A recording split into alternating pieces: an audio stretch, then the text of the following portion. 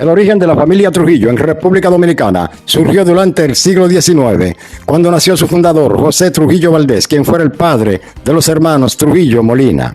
Este se casó con Julia Altagracia Molina Chevalier, con quien procreó una oncena de hijos.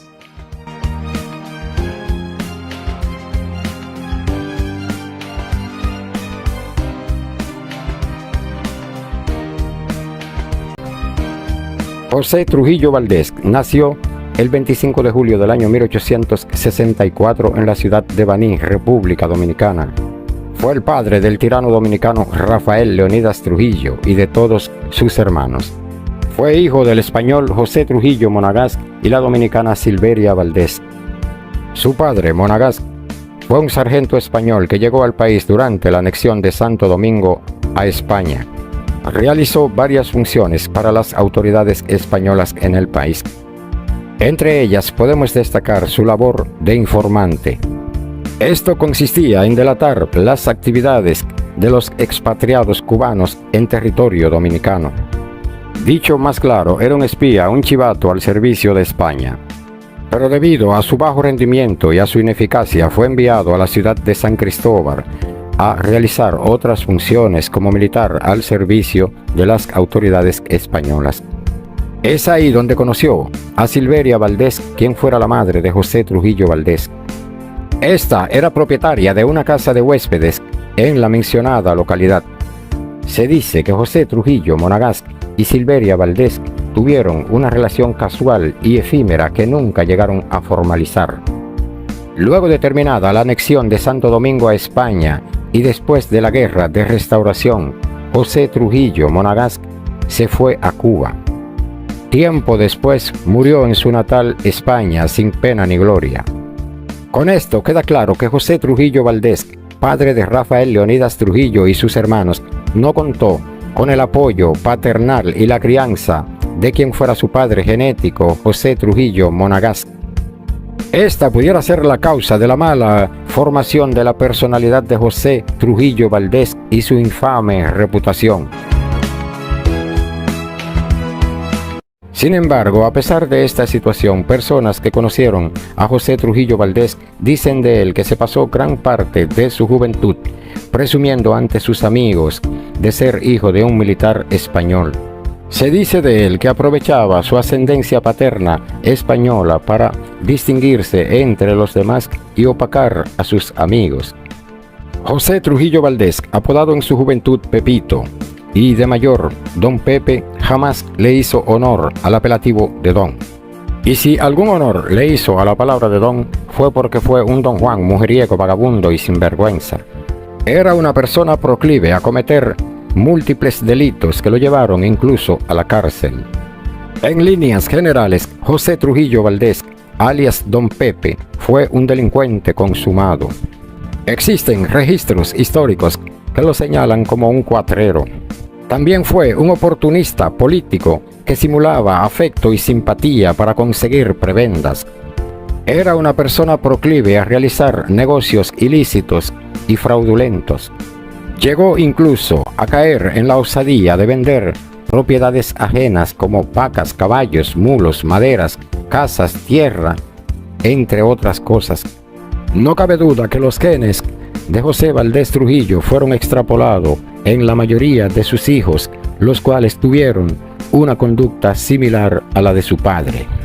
Esto nos explica la descomposición familiar, la falta de moral y conciencia de esta familia disfuncional.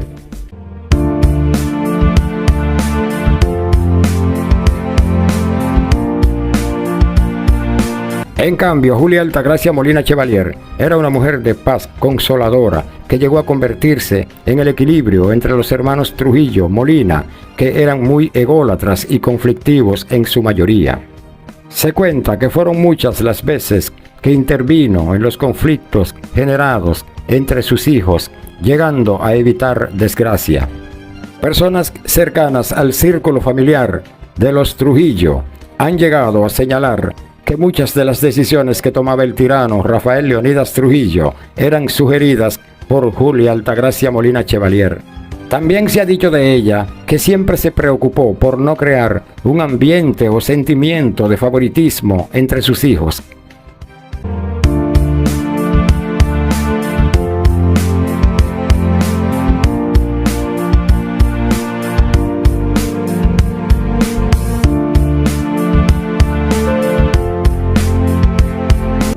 El matrimonio entre José Trujillo Valdés y Altagracia Julia Molina Chevalier procreó 11 hijos y según el orden de su nacimiento estos fueron: Virgilio Trujillo, nacido el 24 de julio del año 1887.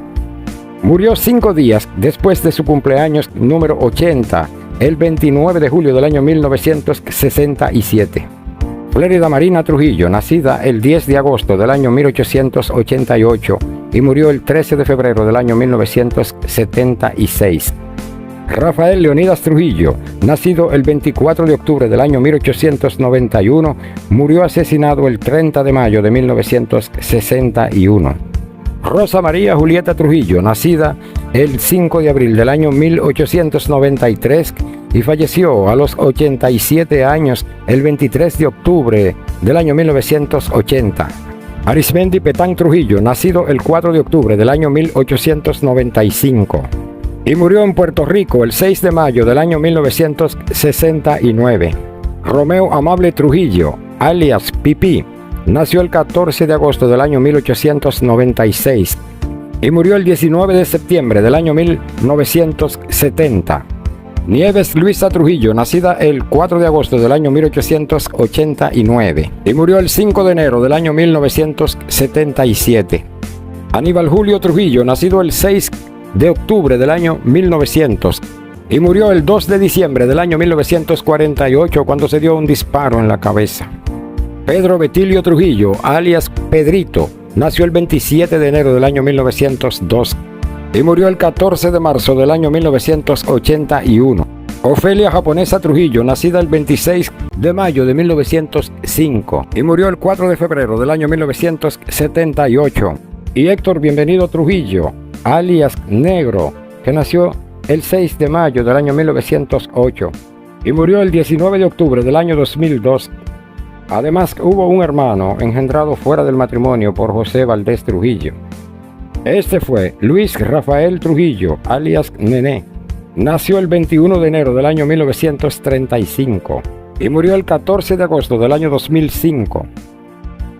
Vamos a analizar la conducta de algunos de los hermanos del tirano Rafael Leonidas Trujillo. Empecemos por el mayor. Este fue Virgilio Trujillo. Fue el primer hijo del matrimonio José Valdés Trujillo y Altagracia Julia Molina Chevalier. Muy poco se ha hablado y escrito del hermano mayor del dictador dominicano Rafael Leónidas Trujillo. Sin embargo, existen testimonios de algunos de sus coetáneos que ponen en duda su honradez y dignidad. De él se dice que era un aficionado al gallerismo, un hombre arrogante, bebedor, mujeriego y cabaretero. Narran de él que además era una persona que se caracterizaba por ser proclive a cometer toda clase de delitos y fechorías. Algunas reseñas contemporáneas señalan que mientras Virgilio Trujillo se desempeñaba como comandante de la dotación de San Francisco de Macorís en el nordeste del país, pasó a residir a una comunidad rural de Salcedo. Ahí logró establecer relaciones con personas de gran connotación socioeconómica y política. Algunas personas que conocieron y trataron a Virgilio Trujillo dicen de él que además de presumir de su progenitura, también se jactaba de poseer el más avanzado grado de educación escolar entre sus hermanos. Debido al carácter egocentrista y ególatra que existía entre ambos hermanos, tenía una mala relación con el dictador Rafael Leonidas Trujillo. Don Ruiz Luis Trujillo, hijo de una hermana de los hermanos Trujillo, habló sobre la relación de Virgilio Trujillo y Rafael Leonidas Trujillo en el programa de Víctor Grimaldi, y sobre esto dijo lo siguiente.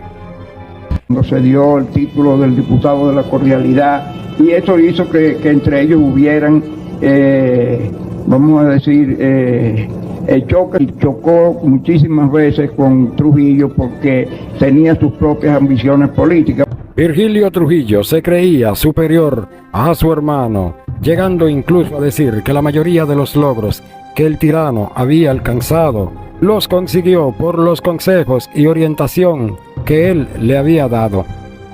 La arrogancia y presunción de su progenitura las acentuaba más cuando se embriagaba con bebidas alcohólicas. Sobre su mejor preparación académica, es bueno aclarar que ni él ni ninguno de sus hermanos cursaron estudios en alguna universidad para realizar una carrera. Durante su tiempo como funcionario del gobierno de la dictadura se dedicó a las borracheras, las parrandas, los juegos de azar, las vanaglorias y otras extravagancias inútiles que no aportaban ningún valor. Jamás agradeció las distinciones, nombramientos y favores que tuvo con él su hermano el dictador Rafael Leónidas Trujillo. Su egoísmo y arrogancia fueron a tal magnitud que pretendió enriquecerse a costa de sus intereses personales sin respetar los límites de conducta. Virgilio Trujillo tenía fama de truán, pero esto lo consiguió a base de abusos y canalladas. Al igual que casi todos sus hermanos, fue un holgazán, cuatrero, asaltante de camino, ambicioso y capaz de todos los excesos. No cabe duda que el tirano Rafael Leónidas Trujillo vivió una vida de infierno con el comportamiento de algunos de sus hermanos. Arismendi Petán Trujillo también hizo de las suyas. Este fue, entre todos los hermanos, el que mejor emuló y copió los ejemplos y conducta de su hermano Rafael Leónidas Trujillo. Tanto es como digo que el tirano se lo llevó con él para que participara en una banda denominada La 42, que se dedicaba al robo de ganado, la falsificación de cheques y otros delitos, por los cuales ambos cayeron presos antes de cumplir la mayoría de edad. Según reseñas históricas y biográficas, Petán Trujillo fue un bebedor, un mujeriego, un inculto con pésimos modales y escasa educación. De él se dice que era una persona cruel, indolente e irrespetuoso de la dignidad humana. Forjó su personalidad copiando el patrón de conducta de su hermano mayor Rafael Leónidas Trujillo, lo que lo convirtió en una persona autoritaria y muy arbitraria. Un deshonrador de virtudes que, apoyado en el poder que le otorgaba su hermano el tirano, llegó a cometer una serie de crímenes y delitos, entre los cuales podemos destacar laceraciones físicas a personas sin que existiera motivo alguno que pudiera justificar la agresión, violaciones sexuales a mujeres menores de edad, así también como a adultas, violaciones a propiedades privadas con la intención de robar y muchas otras barbaridades. José Arismendi Petán Trujillo fue, entre todos los hermanos, el que más problemas y dolores de cabeza le causó al tirano Rafael Leónidas Trujillo.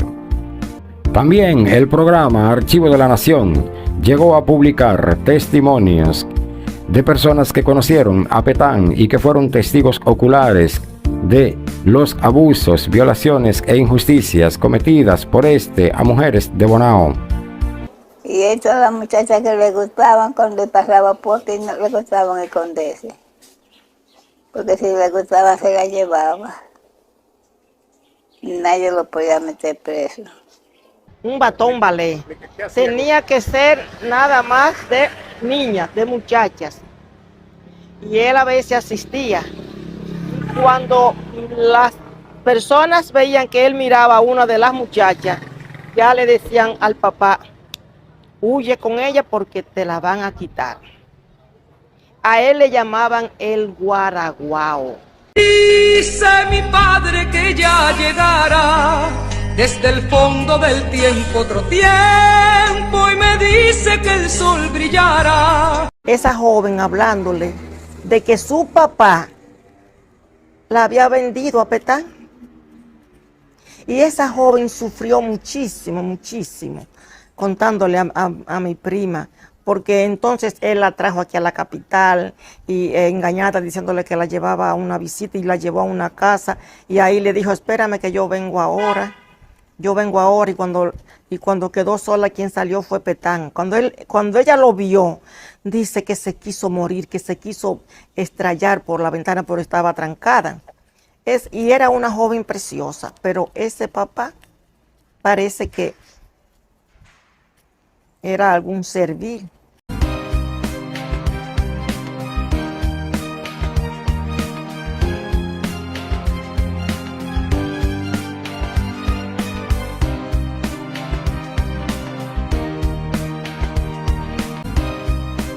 Unos meses después del ajusticiamiento a Rafael Leónidas Trujillo, Petán, en su ambición de poder, tomó su metralleta y se dirigió hacia el Palacio Nacional con la intención de matar al extinto y expresidente Dr. Joaquín Balaguer.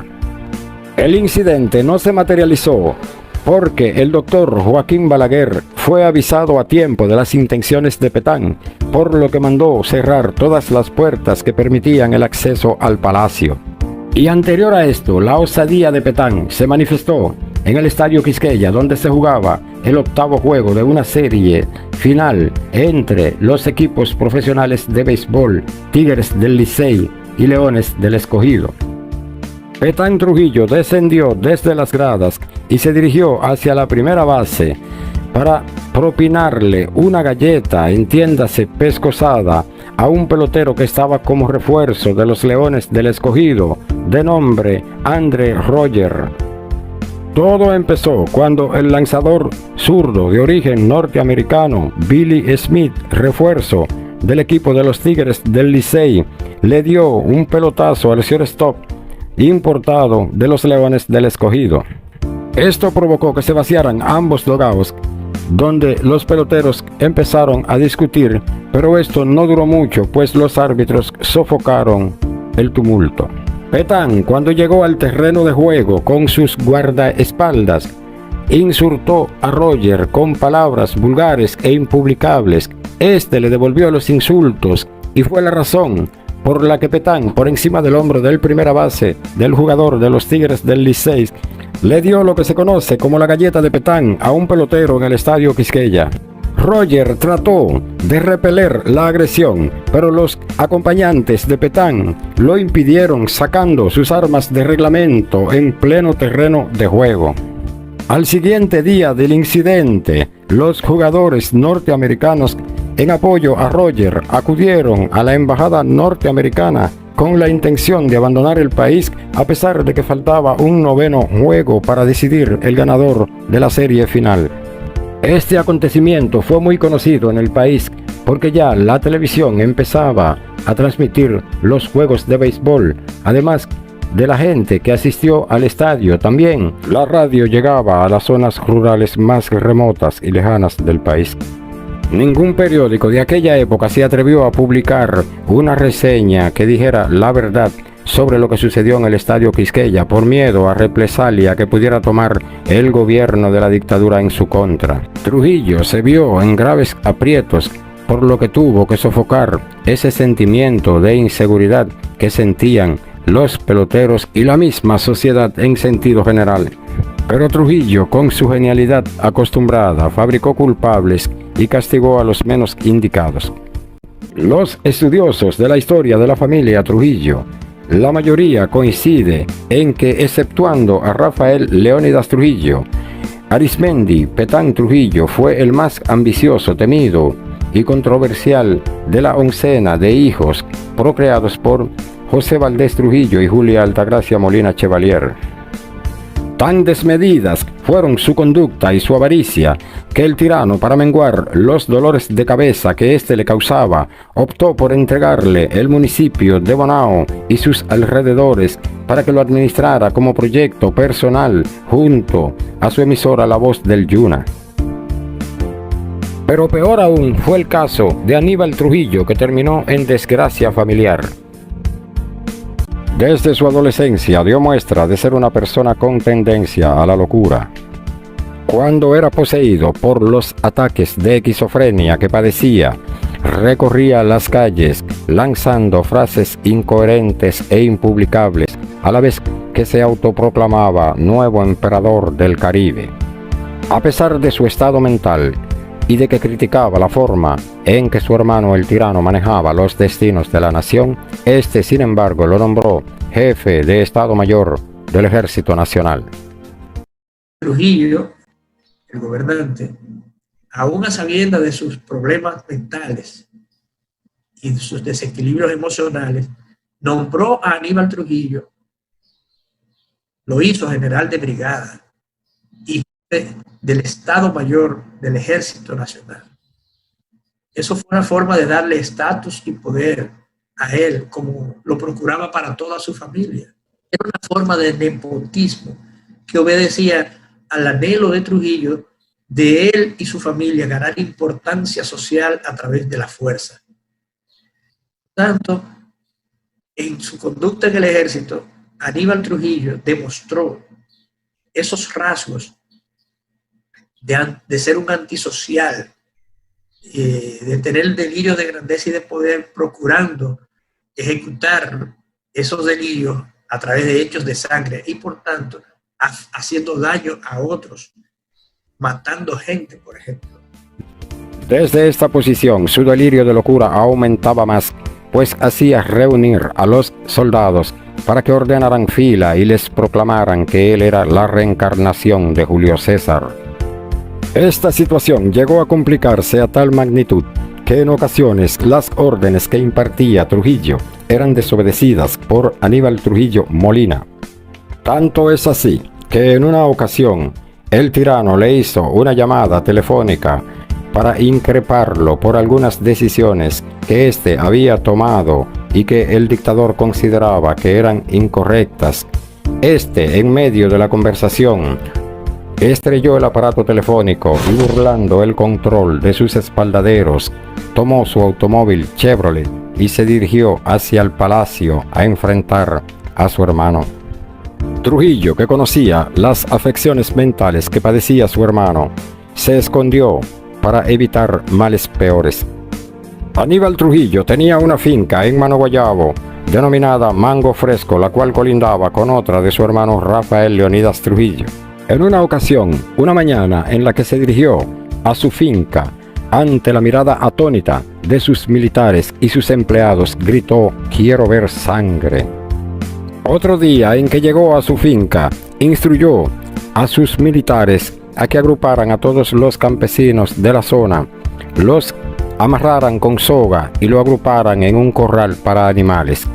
Luego, montado en su caballo y con un sable en la mano, arremetió contra los pobres infelices indefensos.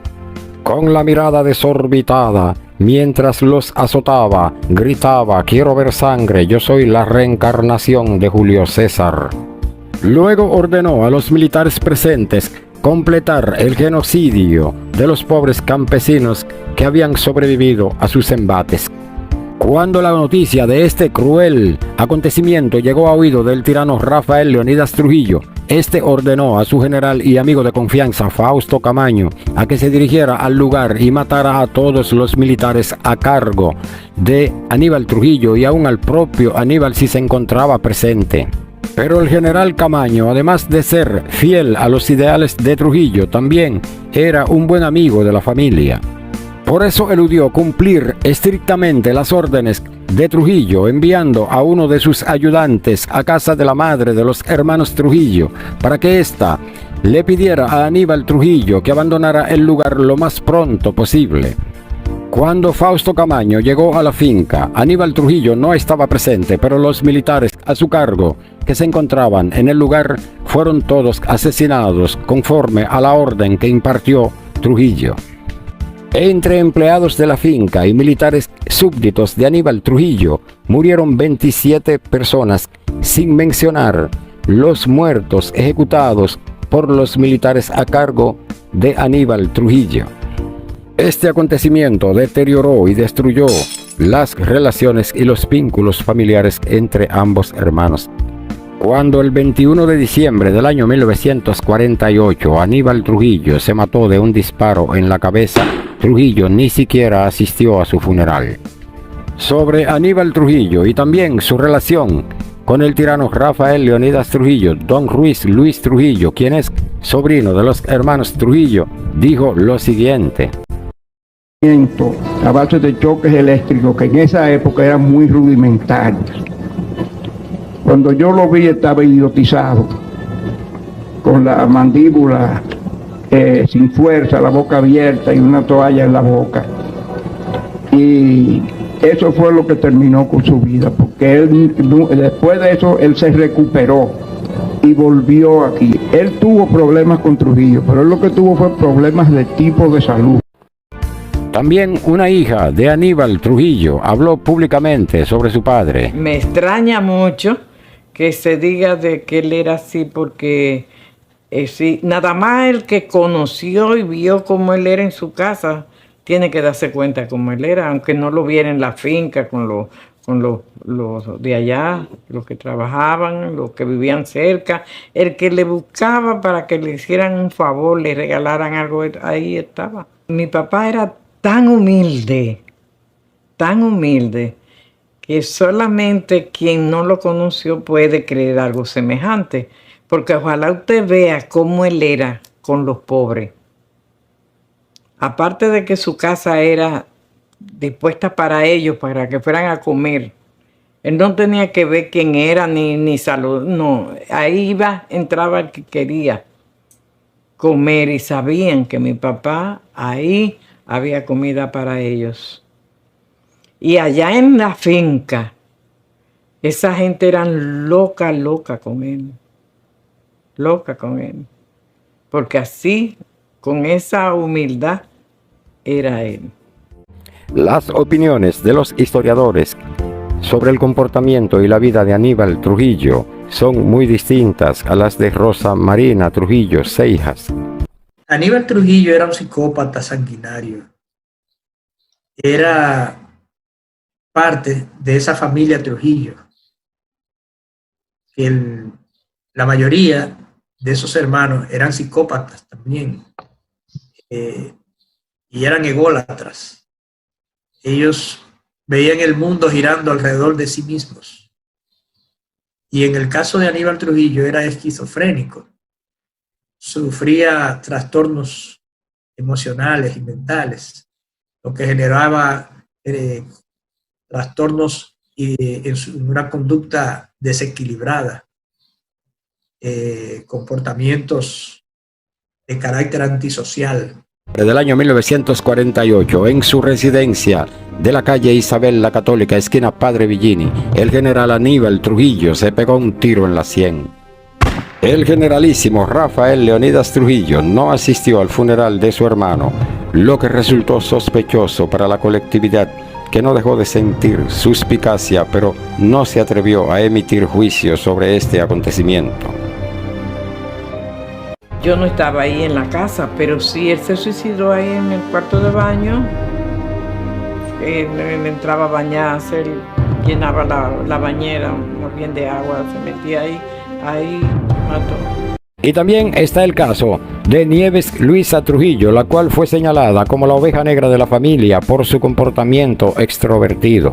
El doctor Joaquín Balaguer, en su libro Memoria de un cortesano en la era de Trujillo, sobre Nieves Luisa, escribió lo siguiente, cito textualmente: Nieves Luisa Trujillo era considerada la oveja negra de la familia por su vida desordenada. Era la más atractiva entre las hermanas del tirano. También el periodista y escritor Chino Ferrara escribió sobre Nieves Luisa. Dijo de ella que ejerció el oficio más antiguo que se conoce, la prostitución. Señaló además que en base a este oficio, durante la ocupación norteamericana de 1916 a 1924, favoreció a su hermano para que los militares norteamericanos lo tomaran en cuenta. También Rosa Marina Trujillo Seijas se refirió al trato que le dio Nieves Luisa después de la muerte de su padre Aníbal Trujillo. Rosa Marina Trujillo Seijas, quien se cambió su nombre y apellido por Vilma Rosanna Ramírez de Álvarez, se fue a vivir al campo con su madrastra, Ura Seijas, quien fue obligada más tarde por Trujillo a casarse en esa zona. Luego Vilma fue despojada de su herencia. Hasta la herencia que me dejó, a mí, que a Nieves no me dio un centavo. Después de eso, y yo me quedé ahí en ese país, ya usted se puede imaginar. Sin dónde vivir. Yo me quedaba, era en el parque, en el que fue frente a allá, como yo le dije, de donde vivíamos. Ahí me sentaba yo. Amanecer, porque nadie me dejaba entrar a su casa, con el miedo de esto de los Trujillo. Nunca me hicieron daño de hacerme, de querer darme golpe o algo, nunca. Gracias a Dios. No pasé por esa, pero pasé trabajo, pasé de todo. El historiador Rafael Mejía Chalhut habló sobre la familia Trujillo y dijo lo siguiente. Familia muy defectuosa, comenzando con Rafael, que salió a ser un asesino, delincuente, un ladronazo y un deshonrador de todas las virtudes nacionales.